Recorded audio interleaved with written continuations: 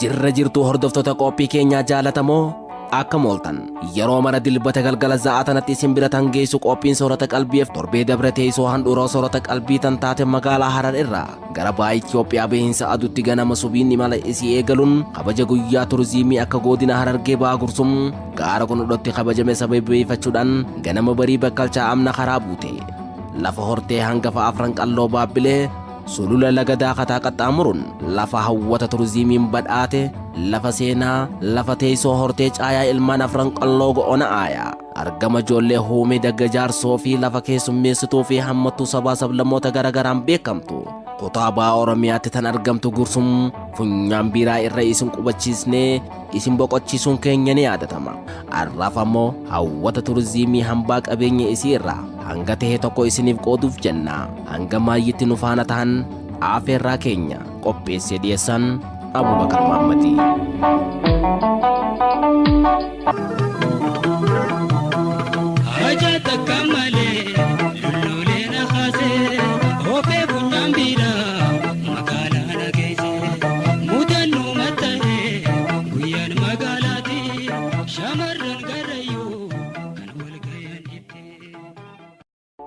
Naannoo Oromiyaatti godina Harargee ba'aa gursum magaalaa funyaan biiraa erga hundeeffamte bara dheeraa lakkoofsifteeti jirti. Kunis magaalaa Finfinnee dura waggaa 5 dursuun tan hundeeffamtee fi magaalaa seenaa qabeettii akka taate ragaan tokko tokko ni addeessa.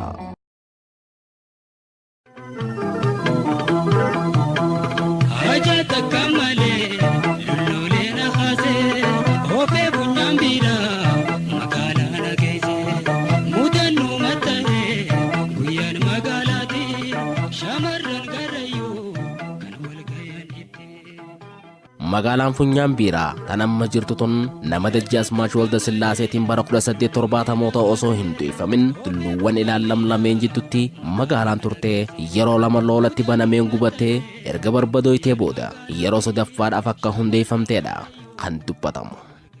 Dura ammachirraa booda magaalaan duraan bakka kana nama waa xiqqomaatu galgala waliin dhufee qaalib biratti waa gurgurata jedhan.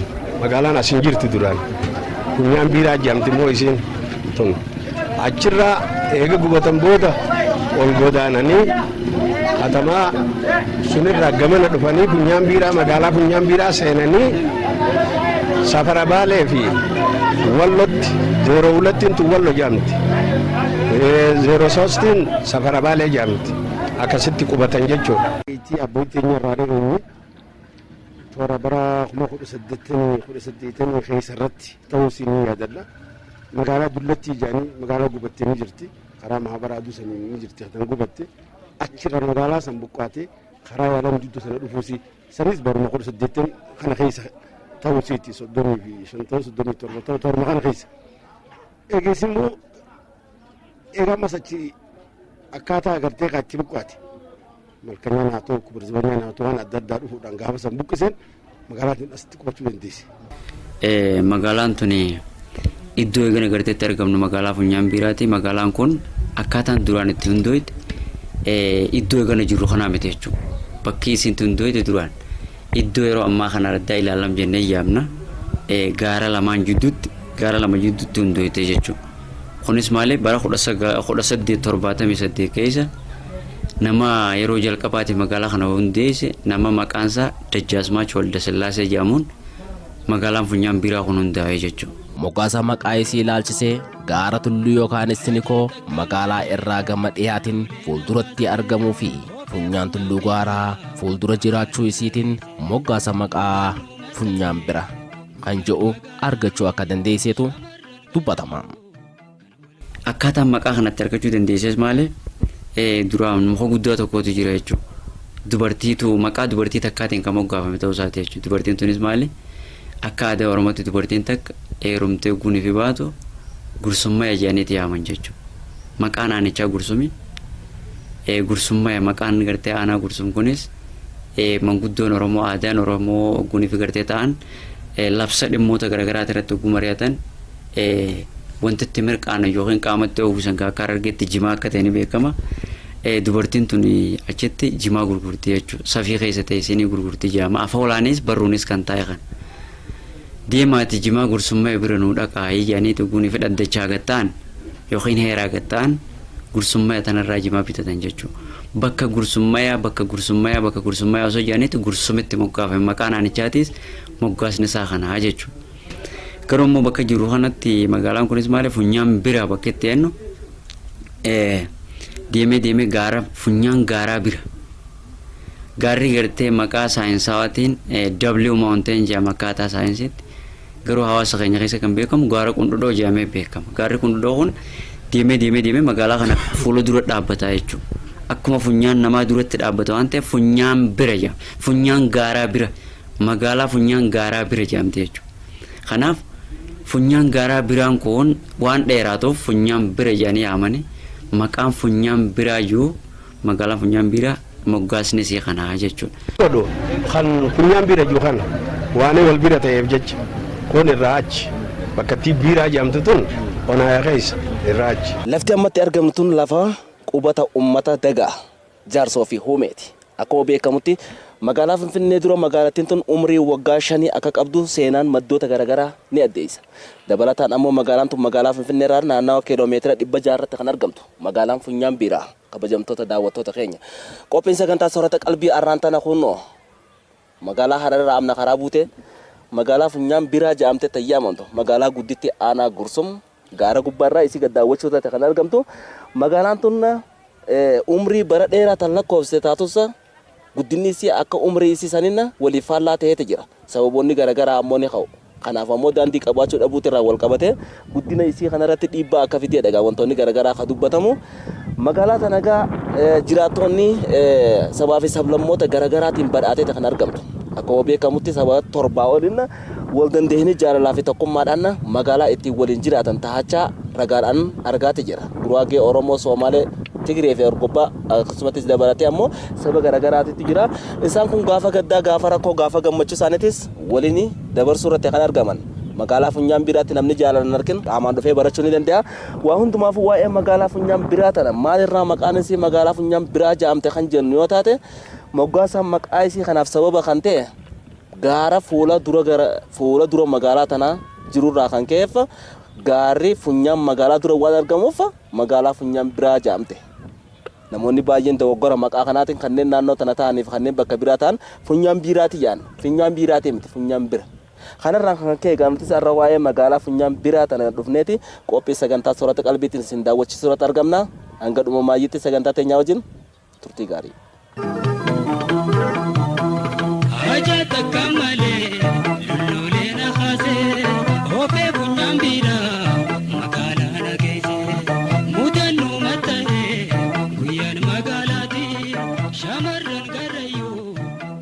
Magaalaan funyaan biraa magaalaa umrii qooftuu taatee qabdudha. Garuu guddinni isii akka umrii isii kanaan faallaadha. Guddina isii irratti ammoo wanti gufuu danqaa guddaa sababa ta'ee fi guddina magaalaa tanaa gara boodaatti harkifate kanaaf maaltu sababa ta'e jenneen jiraattotaan ichaatiin. Biraa keessa dabruu qabu silaa yeroo duraatiifis jaleewwan warroonni hooggansaa sadarkaa biyyaatii jiranis dhagaa buuraa kaayanii turanii dhagaan buuraa sun dhagama buuraa ta'eeti iddoo sanitti hafe daandii qabaachuu dhabuun magaalaa tanaa yeroo duraatiitti magaalaa akka zoonitittis bakka buutee tajaajilaa jirtu ta'aa turte. Yeroo sirnoota mootummaa dabranii keessa sadarkaa san turte yeroo kana keessatti ammoo dhabiinsa daandiirraa kan ka'e kallattii kibbaa bahaatitti kan argamtu waan taateef daandiin keessa qaxxaamuree dabru waan jiraachuu dhabeef guddinni isiin silaa saffisaa barbaadu guddinni hawaasni irraa barbaadu tajaajilli uummanni irraa barbaadu dhabiinsa daandiitiif danqamtee kan hangadhaati guddina barbaadamu san irra ga'uu kan dadhabe ta'uu isaati jechaadha. Umriin magaalaa keenyaa umrii dheeraadha ture. Umrii dheeraa kana keessatti garuu immoo haalli dheerina umrii isheetii fi guddinni sadarkaan biyya magaalaan keenya irra jiru waliin gitu jechuudha dachii fi samiidha. Kanaa wajjin wal qabatee akka rakkootti rakkoon jiru maali? Tokkoffaarratti magaalaan takka guddachuudhaaf bu'uuraalee misoomaa isii barbaachisa jechuudha. Bu'uuraalee misoomaa keessaa inni ijoon maali? Daandiidha.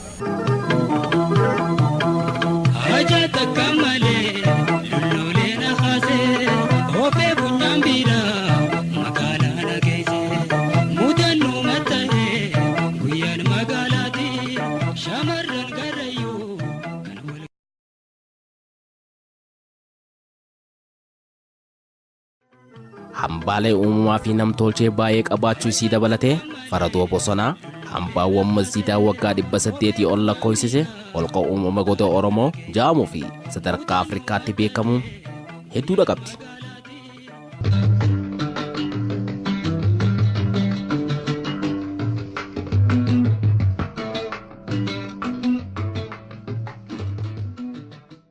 Magaalaan Funyaan biraa magaalaa guddittii Finfinnee irraa fageenya kiiloomeetirii 600 irratti fagaattee baha Itoophiyaatti kan argamtudha. Magaalaan tun jiraattota isii ilaalchisee sabaa fi sablammoota baay'ee tan hammattee fi jaalalaa fi tokkummaadhaan kan waliin itti jiraatan yoo ta'u, kanneen keessaa harki guddaan saba Oromoo yoo ta'u, Amaara, Somaalee, Guraagee fi Hararii fi kan kana fakkaatan keessa jiraachaa tan jiranidha. Funyaan biraa.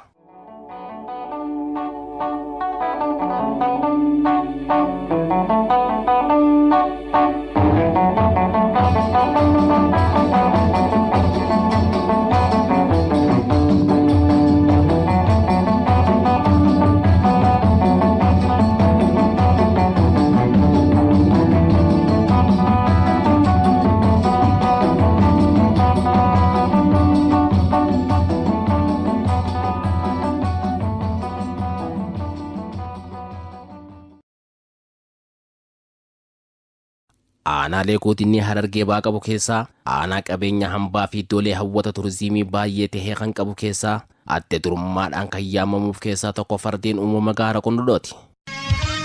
Farda gurraacha lagarraa kaachisanii qorichaan afaan keessi nyaachisanii qorichaan afaan keessanoo dhaga'ee beeksisaa toluu shakkee biyyaasii bahee. Gaarri kun ol ka'insa meetira 3,959 irratti ol kama. Hektaara ammoo gara bal'ina itti fi kan shallagamte hektaara 10 akka shallagamu seenaa waa'ee gaara kanaa ni addeessa. Haa ta'u gaarri kun ammoo iddoolee hawwata turizimii ta'achaa wanni uumame himamee hin dhumne hedduutu jira. Fardeen uumamaa kan uumamaan achirratti argaman santuutu Fardeen uumama gaara qundhudhoo jechisiisee gaara qundhudhoo jedhameeti jira. Gaarri qundhudhoo kun halaala irraa yeroodha ilaalamu qubee W fakkaatu qaba. Qubee waa jechuudha. Kanaafuu afaan Ingiliffaatiin W mountain jedhameeti kan yaamamu. Afaan Oromootiin ammoo gaara madarroo yookaan gaara qundhudhoo jedhameeti yaamama. Gaara qundhudhoo yookaan gaara qundhudhoo jedhanii kan yaamanis ni jiran. Sababni qubee qundhudhoo fi qundhudhoon gaa sababoota afaan Amaariffaatiin qundhudhoo yogguu jedhanii afaan Oromootti ammoo qundhudhoo jedhanii sababni isaatis D waan hin qabnee fi dhaa waan hin qabnee fi afaan Amaariffaatiin kana wajjin wal qabatee gaarri kun duuba kan si ajaa'ibsiisu qaama bishaan hammatee jirudha. Qaamni isaa bishaan hammatee waan jiruuf jecha biqiloonni irra jiran hundumtuu magariisa qilleensi naannoo lafa kana mul'atuu fi achirra mul'atu garaagarummaa guddaadha qaba. Namni gaara kana ba'uudhaaf qaamni isaanii ho'a qilleensi achirraa ammoo nama bubbisu hedduu namatti tola. Kanaafuu hawwata turizimii ta'eetu jira. Dacheen ispoonjii taateetu jirti. Nama firaasha irra deemudha. Waa'ee gaara kanaa yeroodha hubatan jechuudha. Waa hundumaafuu waa'ee gaara kanaatti ilaalchisee seenaan iddoolee hawwata turizimii waa baay'eedha kan galmeessee jiru. Waa hundumaafuu waa'ee seenaa gaara kanaatii fi iddoolee hawwata turizimii aanaan kun qabuus isin biraan geessifna. Nu faana tahaa. Gaarri qundhudhoo fi Fardeen gaara qundhudhoo kan godina Harargee baanaa Gursum keessatti kan argamu hoggaa ta'u, magaalaa aanichaa Funyaan biraa irraa fageenya kiiloomeetirii 20 irratti argama. Maqaan gaaraa kan biroo ammoo kan ittiin beekamu qubee afaan Ingiliffaa W hoggaa ta'u, gaara uumamaa ta'ee fi haalli teessuma isaa nama hawwatuu fi guutuu Harargee keessatti halaalarraa agartuu ijaa qofaan beeynu arra qophiin soorata qalbii abbaa carraa taatee kunoo gubbaa isaatirraa daawwachuu irratti argamti. Gaarri kun ol ka'iinsa sirrii galaanarraa fageenya meetira 3,959 kan qabuu fi dhuma fiinxa isaa irratti qeeraan akka geengootti hammarfameedha. Yeroo mara qilleensa qabbanaawaa fi bubbee nama bashannansiiftuu fi nama bohaarsituutu irraa mul'ata. Akka waan imaammataa yeroo maraahu hurree maratee kan ooludha. Gaarri qundhudhoo nama dinqisiisa. Bal'inni gubbaa gaara kanaa bal'ina dirree kubbaa 8 akka bal'atuutu himama. Waa'ee gaara kanaa ilaalchisee afaan himuun namatti ulfaata. Jechinis nama hanqata. Waa'ee gaara kanaa ilaalchisee namoonni akka qophii soorata qalbiitti har'a qaamaan arkan akkanatti ibsu. Akkuma mana irraa agaraa jirtan kana fuula kee irraa argaa jirtan jirtan kana dubbachuullee dadhabee gaara kun dhodhookaniin duraan rumaan dhaga'u har'a keessaan deemu jira ittiin ol ba'u jira lubbuun na keessa baateetiin kun ofirratti tasgeeti gaara kun gaara ajaa'ibaa namni hundinuu silaa gursuun funyaan biraa keessa taa'u osoo hin taane ol ba'ee ilaaluu qabu gaarri kun ajaa'ibaa.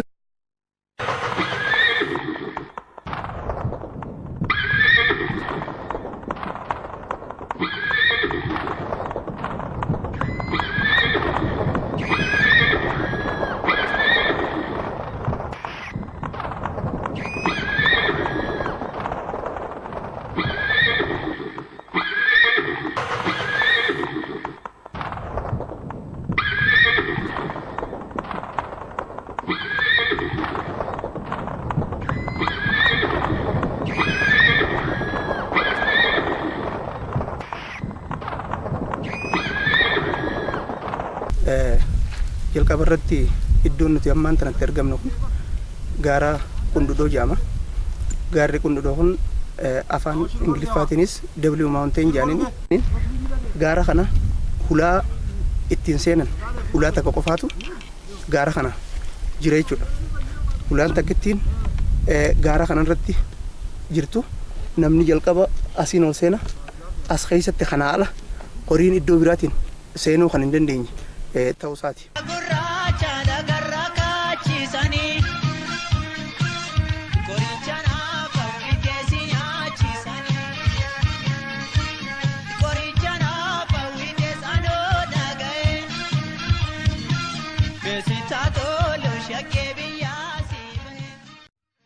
Waa'ee gaara qundhudhoo yeroo maqaan ka'u qalbii namoota hedduu keessa wanni dursee dhufaa waa'ee fardeen uumama gaara qundhudhooti jenneeti jedha. Akka ragaaleen tokko tokko addeessutti fardeen uumamaa gaara qundhudhoo bara dur bara loola calanqoo bara loola minilikii fi bara loola ilibne diingilitti abboottiileen qabsoo hadhooytuu diina dura dhaabbatanii loola gaggeessaa turan. Wayita loola diinaatiin lubbuun namootaa baay'ee jalaa dhumtu diina dheefamu lubbuu isaanii loolarraa haftee baraaruuf jecha madoo isaanii afuuffachaa farda isaaniitiin gulufaa iddoo ilaalloo gaara kanaa gubbaa qubatanii diina halaalatti ifirraa ilaalaa turuudhaan abboottiileen fardaa madaawanii dhufan farda dhiisanii biraa dhumuudhaan dhufiinsi farda kanaa akkana akka tahe seenaan ni addeessa. Kanumaa wajjin wal qabatee fardeen kun jalqaba irratti akkaatuma bara 2007 irraa jalqabee fardeen kun yeroo jalqaba dhufu 9 irraa ka'e hanga ammaatti farda dhiiraa 9 fi farda dhalaa 10 kan yeroo ammaa asirratti wal irraa jiru. Wanni keessattuu gaara kana addeessa godhu inni tokkoffaan fardeen kun yeroo dheeraa keessattuu yeroo lola mililikii fi yeroo cali calanqoo yeroo san irratti illee fardeen kun akkaataa seenaan himutti fardeen kun kanaan dura baay'ee akka turanii fi keessattuu 80 ol turanii sababa adda addaatiin asirraa fardeen kun badee karaa mootummaatiin waan kana irratti hojjetamee iddootti deebisuudhaaf mootummaanis bajetatti qabee karaa hundaan tumsa barbaachisu gochuudhaan yeroo ammaa akkaatuma asirratti agarru kanatti deebisee kan jiru ta'uu isaati jechuudha. Itti gaafatamaan biiroo aadaa turizimii aanaa Gursum obbo Muzammil Aliyyi akkas jedhu. Fakkeenyaaf bakka itti hawwata turizimii Afrikaatti beekamaa ta'e kanaa wajjin wal qabatee goda Oromootii fi gaarreen qundhootii wajjin akka goda Oromootitti immoo rakkoon qabu asuma karaa aanaa Gursum irraa karaa jaarsoo deemu kan Hararis deemu kan kanarratti argama jechuudha. Kun rakkoon qabu karaarra jira jechuudha. Akka immoo sadarkaa gaara qundhootii fi fardeen gaara qundhootii wajjin wal qabatu tokkoffaan karaan asirraa sagaree deemu ammallee kun suphamuu fi kan waan kanarra jiru. Haa ta'u immoo gaara qundhootii irratti baasuudhaaf amma rakkootu jira jechuudha. Kanaa wajjin wal qabatee amma dura nutis amma karaa biiroo kana dhufne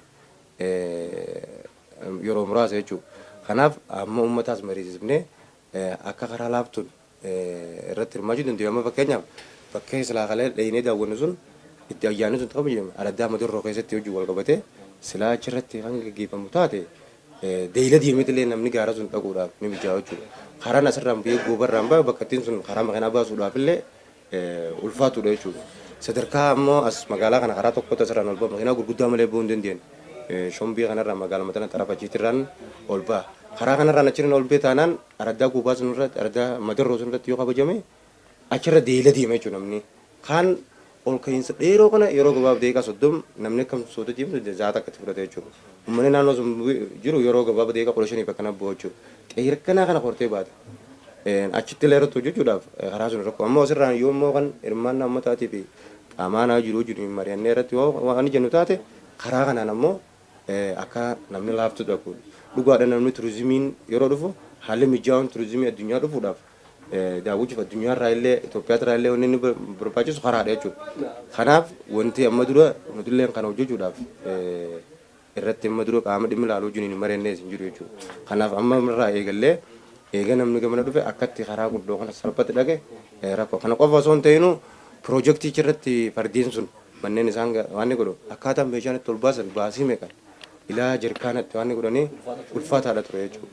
Kanaa hojii wal qabatee rakkoon hedduu waan jiruuf kanaaf qaama dhimmi ilaaluu wajjin mari'annee kan itti deemnu ta'a jechuudha. Waa'ee kunuunsa qabeenyaa hambaanichaa ilaalchisee hawwata turizimii hedduu qabnu kana akka turistoonni daawwataniif rakkoon daandii akka jiru kan dubbatan ammoo itti gaafatamtuun biiroo aadaa turizimii godina Harargee Bahaa Adde Faayoo Seeyidii. Iddoowwan hawwata turizimii akka godina Harargee Bahaatti iddoowwan seena qabeessi dilaa jira. Haa ta'u immoo kan aanaa Gursuun kun adda. Aanaa biraatiinis ta'e akka Oromiyaattis ta'e adda. Inni adda isa godhu keessaafuu masgiin nuti ammaan tana seennee daawwannee baane kun umurii waggaa 800 olii qaba. Kun egaa seenaa keessatti hambaalee jiru keessatti yoo kan galmeeffamu ta'e akka biyyaatti miti akka addunyaatti beekamaadha jechuudha.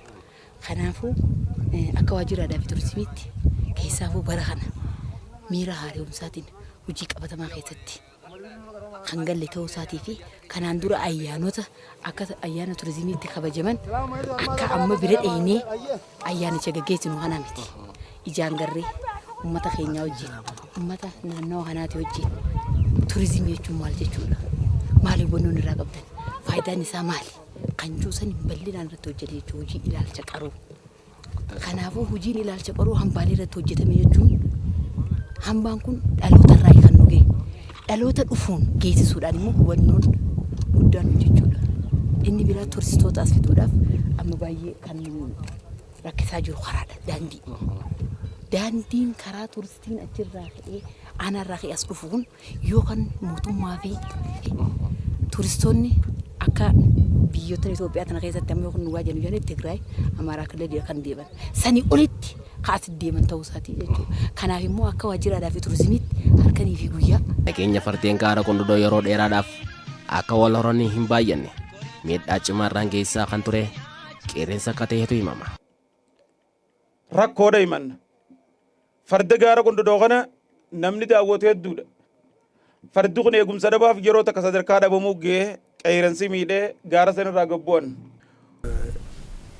Fardaa namni farda qofaaf naannoo kana jiru. Bineensa adda addaatu jira jechuudha. Borofaa jira fakkeenyaaf kan daawwiidhaaf tolchu kan hawwata turizimiitiif fayyadu. Ifi ammallee dhimma lubbu qabeeyyiitiif kan fayyadu jechuudha. Inni biraa qeerransaa jira. Jaldeessadhaan jira waraabessadhaan jira jechuudha. Kanaaf qeerransi yeroo dur farda kana asirraa akkaataan itti ilmoon isaa wal horeen baay'ee lafa godhaa ture keessaa tokko qeerransa jechuudha. Amma sanan duraan jiru amma farda ergas gubbaa deebi'een booda qeerransi namaas kan mul'achaa jiruu fi isaan illee chaalenjii akka godhaa jiru ta'uu isaa jechuudha. Kanaaf meeshaan ni barbaachisa. Wanni isaan kaasan meeshaa ijoo qabatee waan sirriitti waan deebi'uu qaba jechuudha. Maaliif yeroo ammaan tanaa waardoonni ja'a jira. Waardoonni ja'an kun nama lama bulaa jiran. Nama tokko buluu hin danda'u jechuudha. Nama lama wal eegaa isaan immoo kan buluun ta'uu isaa jechuudha. Halkan ammaas deebiinee kan eegan qeerransi sana jechuudha. Qeerransi naannoo kana baay'inaan argama jechuudha. Kanaaf meeshaan jiru immoo eegumsa kanaa ijoo qabatee meeshaa lama qofaa jira jechuudha. Meeshaan dabalataa isaan ja'a waan ta'aniif meeshaan tokko isaanii qabaachuun barbaachisaadha.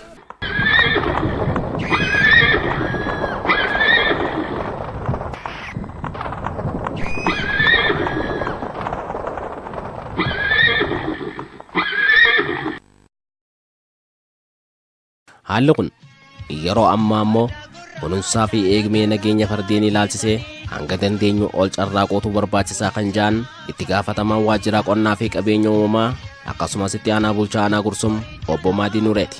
Tokkoffaa fardeen kanaaf qorichaaf kophatti bajeta qabamu jira. Qorichaaf bajeta qabamu kana hojii wal qabatee karaa misooma beeyladaa fi qurxummiitiin qorichi bitamee yeroo yerootti tallaalliin ni taasifamaaf jechuudha. Tallaallii taasifamu cinatti to'annaa fi hordoffiin akkaataa fayyaa isaa irratti godhamu koreedhaan wanni kun sossaama. Yeroo baay'ee koreen dhufteeti yoo ni fi asirratti rakkoon jiraatti rakkoo fayyaa isaatii wajjin wal qabatu kan nyaata isaatii wajjin wal qabatu sababa adda addaatiin rakkoo dhukkuboota wajjin wal qabatu qorichi bitamee osoo ni fi dhukkubni san hin dhufin qophaa'ee kan jiruuf ta'uu isaati jechuudha. Nyaanni dheedicha kana ala keessaa dhiyaatu ni jira. Furushkaa jira. Furushkaan bajanni kophatti itti qabamee yeroo keessattuu ammaan tana ganna yeroo hin jirru kun yeroo bonaatti wanti kun keessattuu nyaanni kun ni xiqqaata jechuudha. Amma akkuma agarru kanatti caffeen haalaan ganna waan ta'eef ni jirti. Yeroo bonaatti immoo wanti kun xiqqaachaa waan deemuuf of eeggannoodhaafis tahee farda kanaaf nyaata dabalataa qopheessuun barbaachisaa ta'ee waan argameef qopheessinee fi kan jiru ta'uu isaati jechuudha. Kanuma wajjin wal qabatee tokkoffaa duratti nuti har'a koreen dhuftee waan kana laaluudhaaf piroojeektii kanaas dabalatee fardeen kanaas sadarkaa inni irra jiruu fi haala inni irra jiru fayyummaa isaatii wajjin wal qabatee baay'ina isaatii wajjin wal qabatee maalirra jiraa jennee akka aanaatti koree muraasaa dhufe. Fuula dura immoo marsaatti aanu keessatti koreen akka waliigalaatti kaabineen aanaatiis hojjetaan mootummaatiis qaamni biraatis kan aanota godina Harargee Bahaa keessa jiranis hundi dhufanii waan kana daawwatanii asirraa dhugaa dubbachuudhaaf gammachuun nama dhaga'ama jechuudha. Gaara kana keessattuu lafa raareedha. Yoo ni filaalti jalarraa gurra ni filaaltu lafa raareen fakkaatu. Garuu gubbarra gubaatee lafti isaa haalaan raaree waan ta'eef teessumti isaa namatti tola jechuudha. Kanaafuu qaamni iddoo adda addaatirraa godina Harargee Bahaattis haa ta'u iddoo biraatirraa dhufee akka daawwatuuf nus hojii gama keenyaan irratti hojjechuu waan qabnuuf kanaaf gamanaan dhaamsallee namuutu dhufee akka daawwatu gamanumaaniin dhaamsa dabarsuu barbaada. Iddoon seena qabeessi biyya keenya gurguddoon hayyoonni gurguddaan itti wareegamanii iddoo garaa garaatitti as tursiisan kuni wareegama keenyaanis eeggamee biyya kanaaf misooma biyya kanaatiif bu'aa oolchuu qaba. Iddoon turistii hedduu jira. Aanuma kana keessa maskiida Awkabaatii jira, maskiida Warraaliitii jira, dhagaa Araddaa Ibsaatii jira, goda Oromootii jira. Galii waggaatti iddoo kanarraa harkan nu garuu hin jiru. Rakkoodha himanna.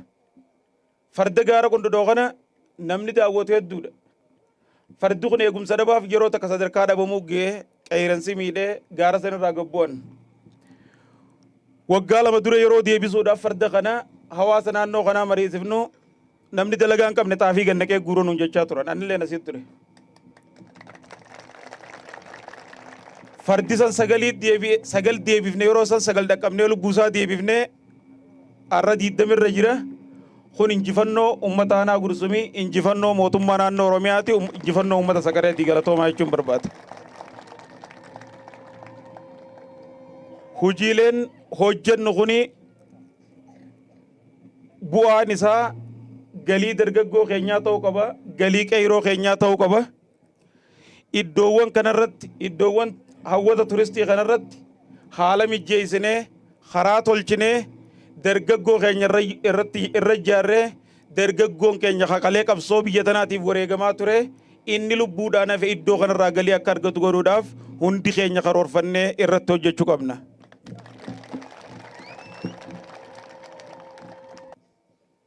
Kanaaf qabeenya turistiitiis wanni gaara kana gubbaa jiru osoo wanni takka gubbaa jiraachuu baatanii gaara kana bahanii achi gubbaa boqotanii deebi'uun umrii namaa hidaati. Qabeenya guddaadha. Warri ganama kana waliin baanee qaamaan achi dhayne keessanitti hangam tokko of tuulummaan hanga isinitti dhagahamamman hin beekne jechuudha.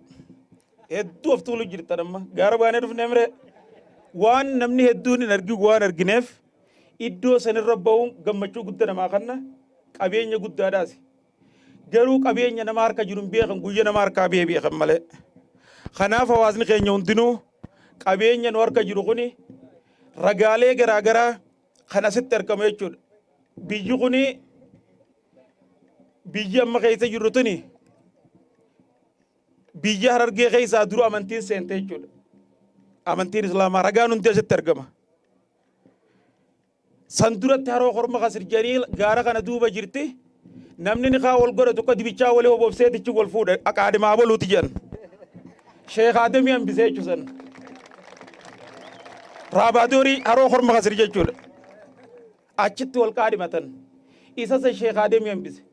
Seenaan kitaabota kanaa kana siifarraa kitaabni asii fuudhamee deemee hanga gammoojjii mayyuutii fi qumbiiti jira. Isa kana warri aadaa turizimiitiis koppii gootanii dookumentii kana qopheessuun seenaa boruutiif waan guddaa waan ta'eef eeganuu harkaa biyya fiiguu caalaa yootti qophooynee ragaa keenya qindeeffanne gaariidha. Qabeenya nu harka jiru misooma keenya taajijjiirru ulfaadhaan jaa. Qophii kana ka qopheessee bulchaa bulchiinsa aanaa Gursum anis asumattiin badhaasa. Warri Gursum bulchaa nu warra kanaan dura bulchaa ture caalu argattanii carra qabdanii jabaadhaan isiniin jaa.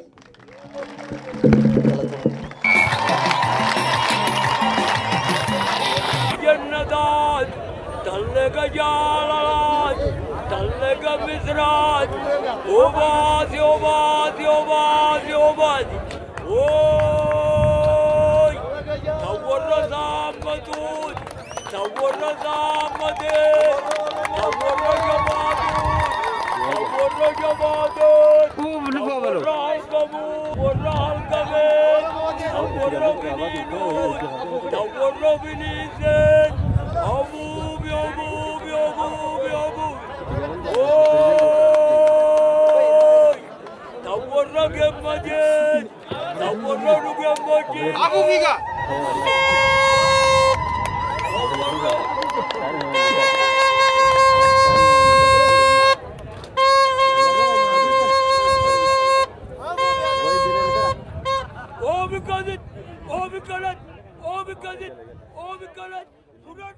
Baga guyyaa ayyaana turizimii bifa adda ta'e kanaan bifa akka miidhagee kan nu miidhagsiisan kanaan keessaafuu irra deebi'ee aanaan Gursum baga geessan baga waliin geenye isin jechuu barbaada. Yaa ayyaana kana oguu kabajnu ayyaanni turizimii akka naannoo Oromiyaatti marsaa 14ffaadha. Ayyaana marsaa 14ffaa kana yoo kabajnu kaayyoon inni guddaan kabajnuun ummanni Oromoo seenaa isaa keessaa fi hawwattoota turizimii ummata Oromoo keessatti argamu lakkaa'amee kan hin dhumne eenyummaa isaa kan agarsiisu eenyummaan isaatiin kan boonu ummanni Oromoo waan lama gurguddaadha. Inni guddaan aadaa isaati. Inni tokkoffaan aadaa isaati. Inni guddaan dachii fi qabeenya albuuda qabu kana jechuudha. Hawwattoota jiru kana immoo abbaan eenyu? Abbaan isin jechuudha. Nuyi jechuudha. Kanatti gaarraan tana iddoo kana iddoo seena qabeessa abbootiin teenya reefuun tana abbootiin gadaa nu himtee jirti. Iddoo seena qabeessa kanarratti yoo kabajnu akkanuma lafaa kaanee dhiichisnee deemuu qofti osoo hin taane